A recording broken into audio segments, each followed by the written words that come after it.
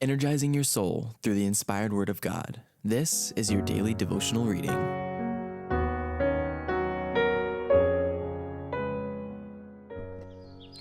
Our Daily Bread, September 24th.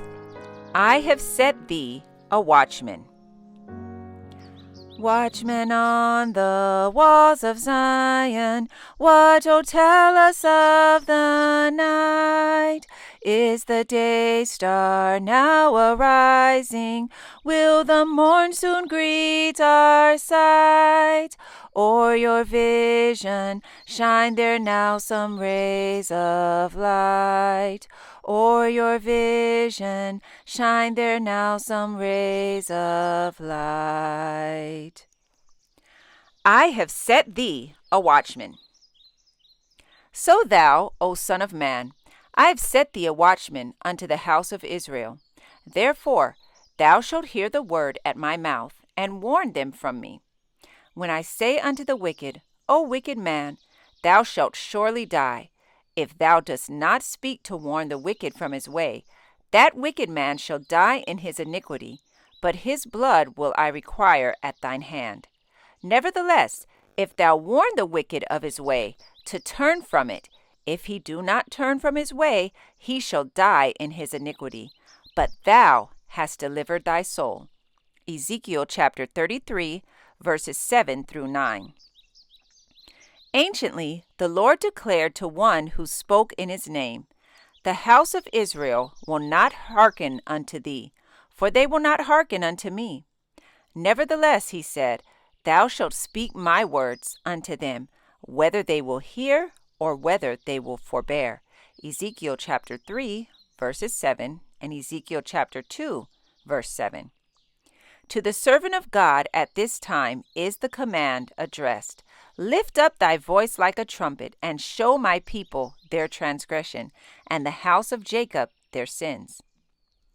So far as his opportunities extend, everyone who has received the light of truth is under the same solemn and fearful responsibility as was the prophet of Israel, to whom the word of the Lord came, saying, Son of man, I have set thee a watchman unto the house of Israel. Therefore thou shalt hear the word at my mouth, and warn them from me. When I say unto the wicked, O wicked man, thou shalt surely die, if thou dost not speak to warn the wicked from his way, that wicked man shall die in his iniquity, but his blood will I require at thine hand. Nevertheless, if thou warn the wicked of his way, to turn from it, if he do not turn from his way, he shall die in his iniquity, but thou hast delivered thy soul. Ezekiel chapter 33, verses 7 through 9. The great obstacle both to the acceptance and to the promulgation of truth is the fact that it involves inconvenience and reproach.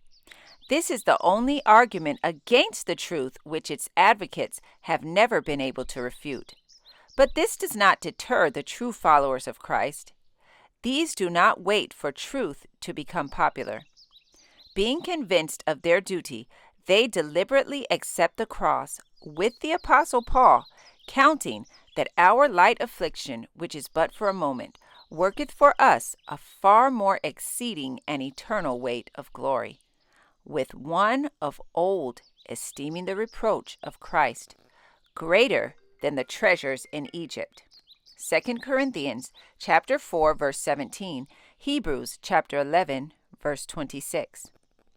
Whatever may be their profession, it is only those who are world servers at heart that act from policy rather than principle in religious things. We should choose the right because it is right, and leave consequences with God.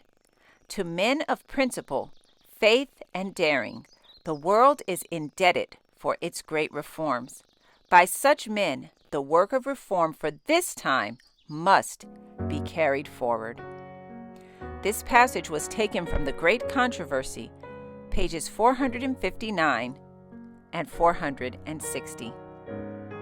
Our Daily Bread, September 24th.